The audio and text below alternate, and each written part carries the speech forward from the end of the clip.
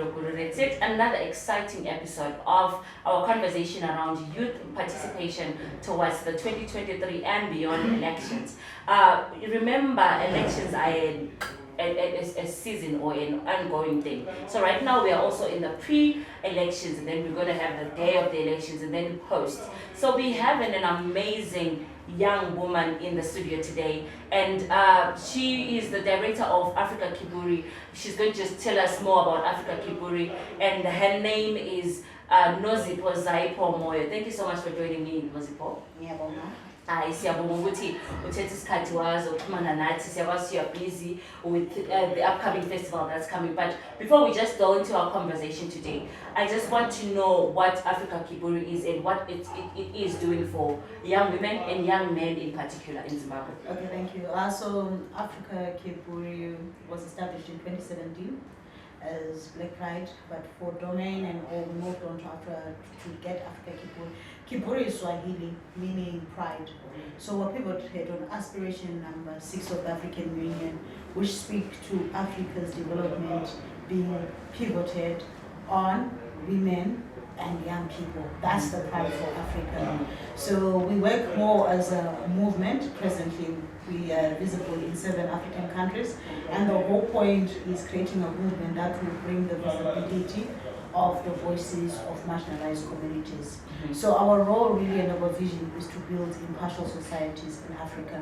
Then when we look into Zimbabwe specifically, our activities have been very much aligned to human rights, extension of it being digital rights, where we have been providing digital security, online safety trainings for young people, for minority groups, sexual minorities, groups such as the LGBTI, the sex workers, and also with the rural women. And again, we have been providing some spaces where we dialogue around issues of politics, current affairs.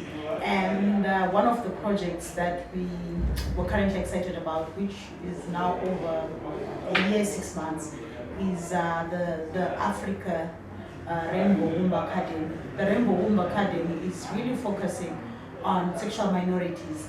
These are the LGBTI and sex workers, and this is an academy which focuses on their civil and political rights. And this was in preparation of the next coming election. Zimbabwe has a history of hostility, of homophobic behaviors. So we're trying to get members of the community to come in not as observers but as active participants. More importantly, we're looking at people like transgenders who have not registered to vote. So we've been assisting when it comes to issues of voter registration, and also for those who are actually vibrant, we've been encouraging them to run for political office. Interesting. And of course, our flagship program is the festival annually, 25 November to 10 December. This is 16 days, and it's in line with the commemorations for the 16 days of activism. 16 days of activism against gender-based violence. You are speaking of minority groups in Zimbabwe, demographic groups. Vele we konapo in Zimbabwe, it's actually taboo to ukhuluma ngama groups lawa. But these are the people that are existing in our midst. These are our family members, they are our community members, they are our sisters, they are our brothers. And we can't just turn an eye away to say no, we can't be ignorant of the fact that they are existing. You know why I'm laughing? There's a movement that was recently established called the LGBT for ED. What has been interesting is that in as much as they rally behind the president and they're aligned with the political partisan, the fact that they have come out on social media and they are saying they're LGBTI for the president, for ED. Not even the president's Twitter account can follow them. Or no, it's what they're just silent. They cannot like or retweet what is being said. They cannot acknowledge their existence. But these are people who are in the political party in ZANU. These are people who are behind the president. And it's very interesting, the dynamics, because people just want to erase the existence of minority groups. The issue here, you've already spoke of Uti. There's a movement, they call that are rallying behind a certain candidate coming into 2023. The issue is political participation for these minority groups, Zypho. Seeing up in terms of them registering to vote, them represented. Where are we? Are they coming out to say Sifunu will register? But this is how we want to be identified. Okay, so we need to understand when we talk about the issues of the LGBTI, it's very broad, because I would like to put a special emphasis to issues of gender identity and gender expression. Gender expression is when someone is male, but they prefer having a feminine taste, probably how they walk, probably how they dress, and that's the same when a woman is very masculine, even in how they dress and so forth. And these things go beyond that. It goes into issues of identity, where someone feels, I was born in the wrong body. And when we talk about issues of rights, like our government will speak about after 6 weeks, registration, issues of identity is a right. Even issues of choice of identity is a right. And the people who say, I was born in a wrong body. My birth certificate is female, but I identify as a man. So meaning everything you do, you are a man. How do you go as with an ID written female and who would really so there are a lot of stereotypes, discrimination, all that tension around it. So we're trying to say, you are there, you're in our communities, we live with you, we acknowledge you, but it's your civil and political right to actually participate in that electoral process, and that starts by registering to vote. Registering to vote. Zypho, you said it's your civil and political right to participate. Yes. Constitution, I don't know how to put this question. Is it allowing for the environment today as a minority to go and register to vote? Alright, saying on 2018, register voter. This is, there's the coming out issue, but now I've really understood who I am, and now maybe identify as a man. Do I go and go and change? Are we allowed? Is the constitution that flexible? So the only time when the constitution speaks about the LGBTI, and there's a difference between being homosexual, having attraction for same sex, and issues of identity. For the record, people are not just born male and female.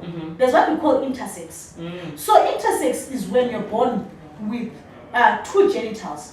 So the rule of thumb that works is doctors look at what is fully developed and they cut what is not. So there's a fully developed vagina and there's a small penis that is cut. You understand? But what does that mean? It means the hormones that are there, the case studies of Zimbabwe, of people in the intersex community as we speak, most of them, they have a discord from the gender that they've been given. So you see someone, they are written female, but they're very masculine. And by the way, intersex goes beyond issues of body parts. It goes issues of hormonal.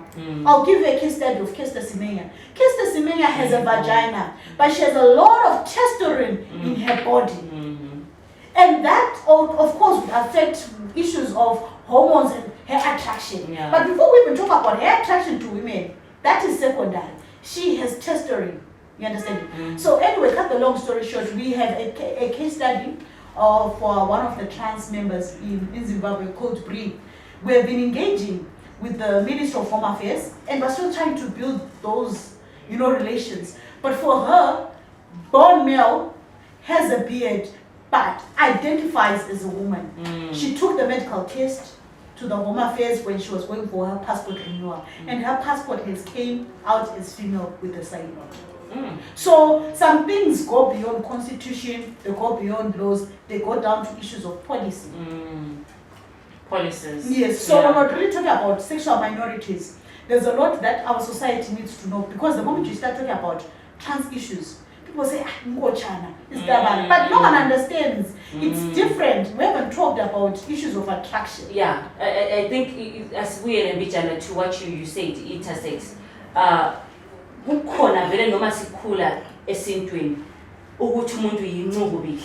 So it's not something esiphonguvuka sokuthiwa ikhona and what, but this is something that has been there. This word ayphonganga yavuka sikhona. We know from generations before us these were the things that were happening, and kwakungani kuyahlola at that time ukuthi umntwana ulenqububili, but they would then decide ukuthi ube yini ngumfazi kumbe yindoda. Zypho, I want to go, and more importantly, asambene amatopo to ama-caves. Ama-caves, you would notice they were drawing impilo yabo. They are men on men, women on women. That is what was painted. People want to come in, betintole, yobutabana, LGBT, something new. But even in the ancestral line, that is part of our history. As Africans, before CCT, it's a foreign concept. Wow. I think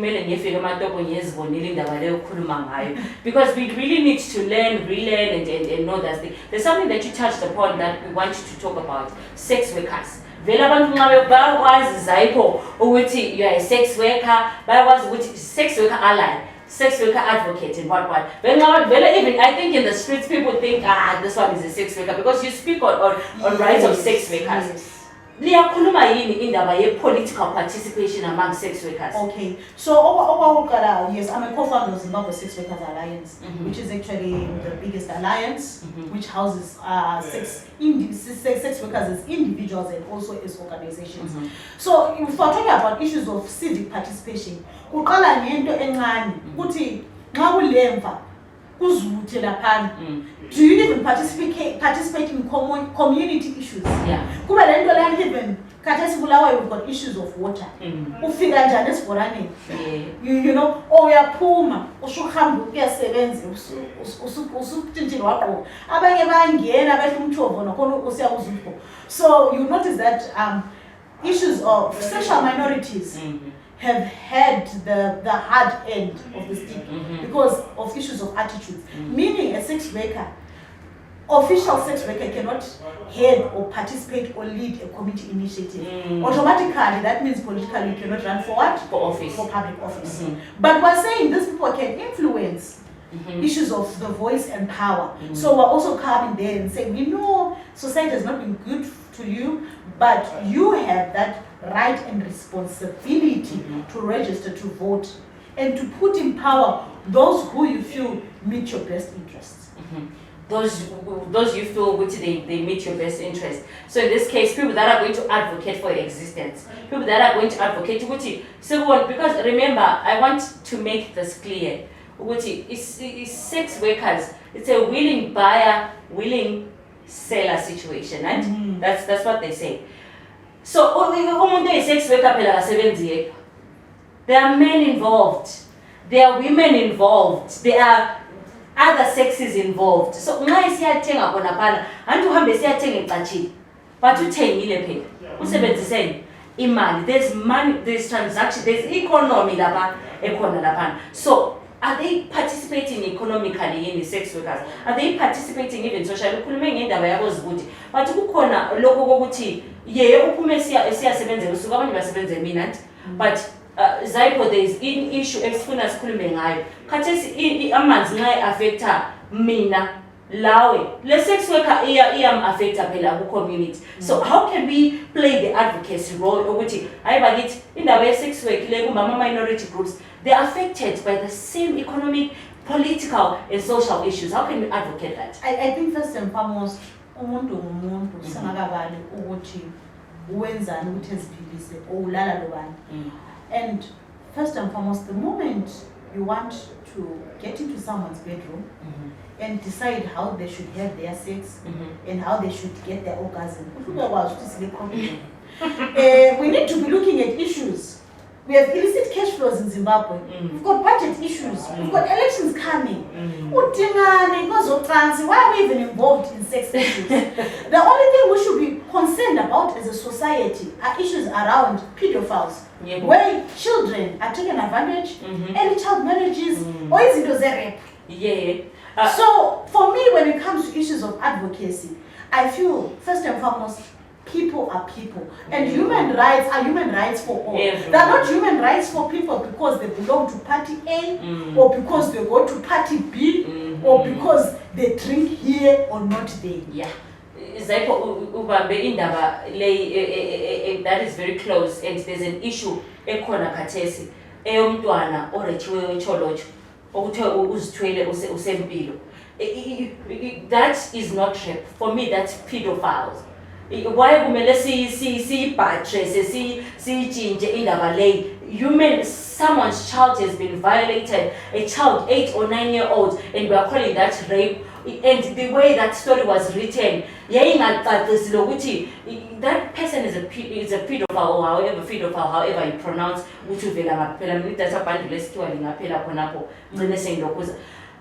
These are human rights. Women in political participation, violence, Zypho, there is GBV in elections. How are you advocating for that? That are aspiring to be candidates. Libatshela njani, libakhuthaza njani ukuthi bezivikele. We are not saying ukuthi bechaya amadoda kumbe retaliate or something, but in terms of awareness, how can we stop or try to eradicate violence towards women that want to be in politics? Okay, so part A of your question, or you talk about issues of pedophile, where we have an 8 or 9 year old. We need, as a nation, to work on issues of our attitudes and of our culture, and we need to be real about it. True. It's not about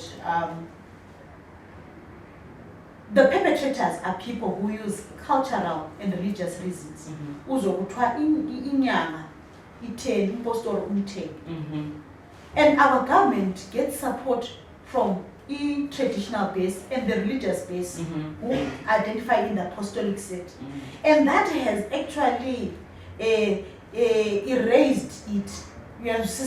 It's like through that, it's known, like, let's talk about it, memory. So the government, specifically ZANU-PF, which has a stronghold in the apostolic sect, does not want to attack and deal with this issue because that has been early child marriage.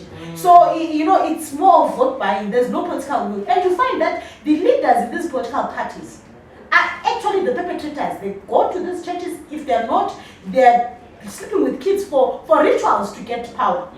So we need to decisively deal with it. Number 2, you talk about women. We've got a current issue of Jasmine Tofa. Broken arms as we speak. To be honest, it's so disheartening 9 months to 10 before an election that we now have to start asking where we're getting women.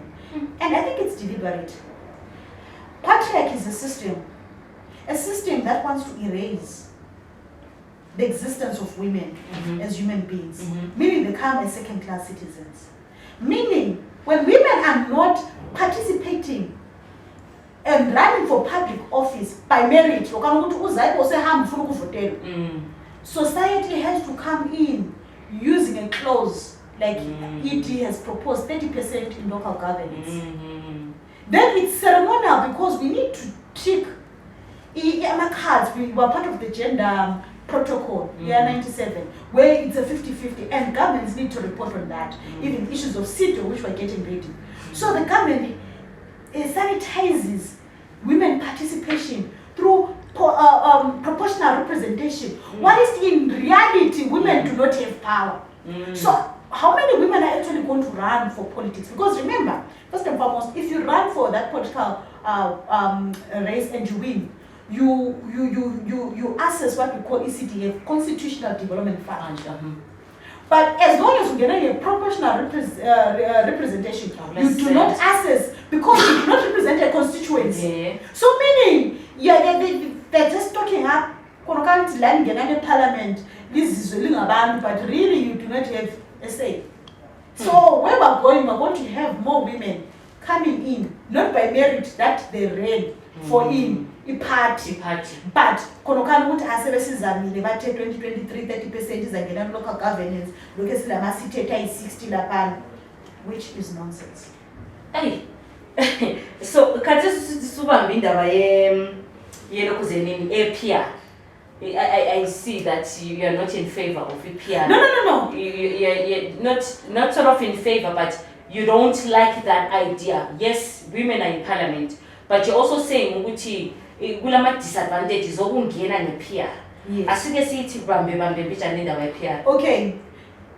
The government should deal with the root causes, not the symptoms of the problems. Proportional representation, and that is why it had a 10-year in the initial constitutional compact, is because it was coming in to meet a gap. We cannot be perpetrating a gap and use PR instead of dealing. Zimbabwe needs electoral reforms. We need to have reforms that they would speak about issues of political violence, as long as the environment is conducive, meaning man or woman, anyone can participate.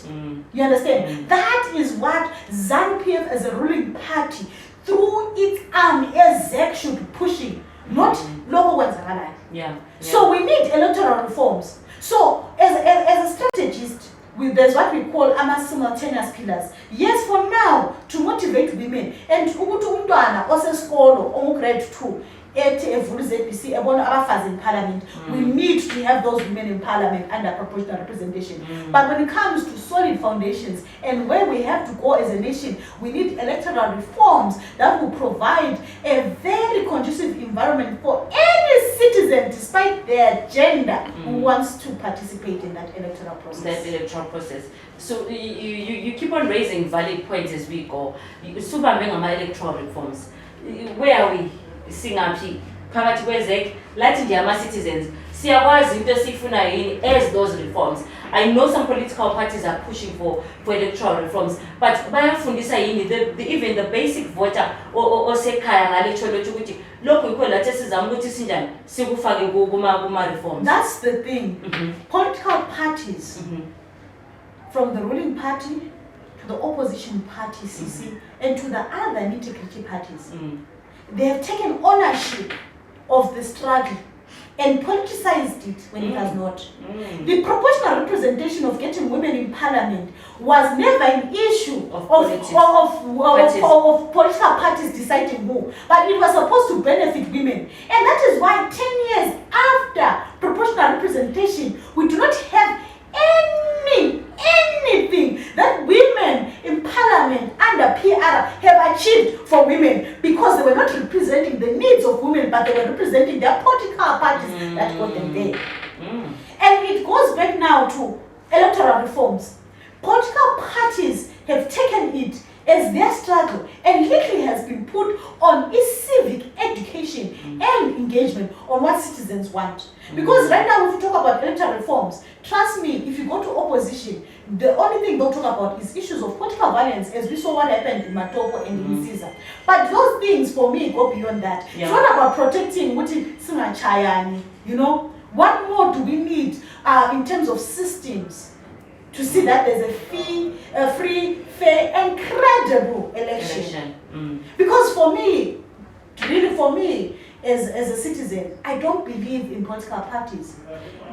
Zimbabwe were in this turmoil because a political party misguided. And guess what? It should be a lesson. After Mugabe left, our president, His Excellency Idi, came through.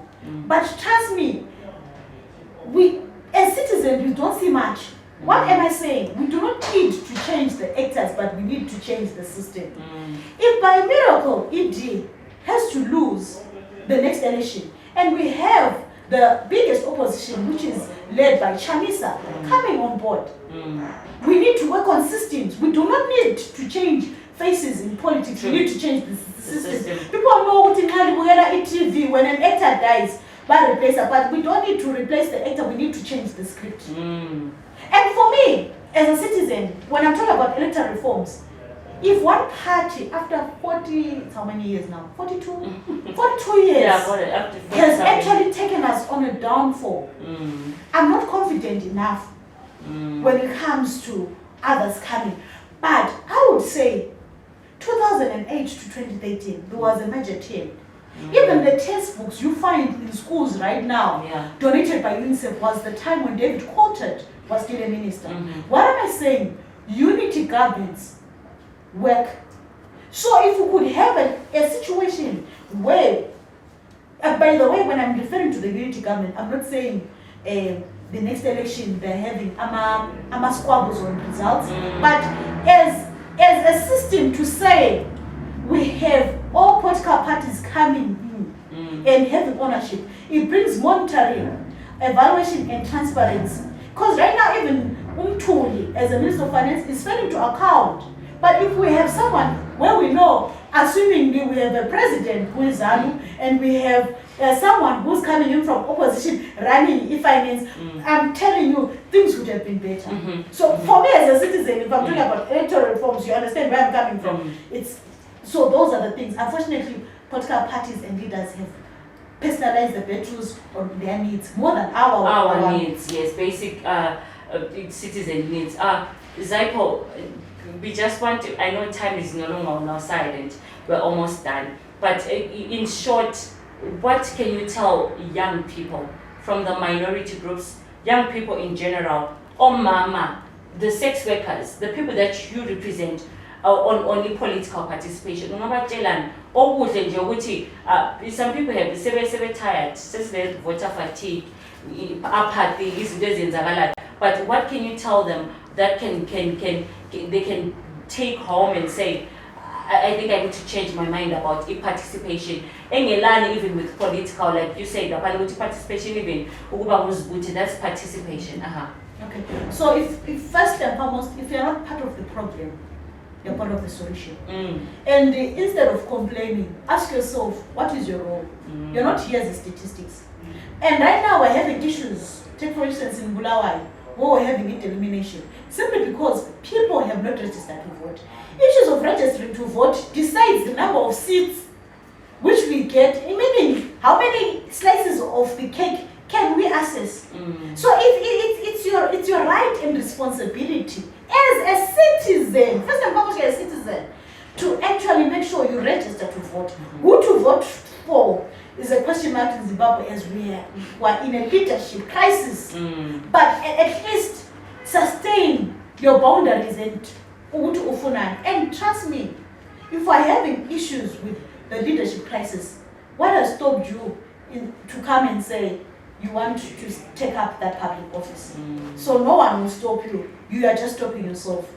Wow. Yeah.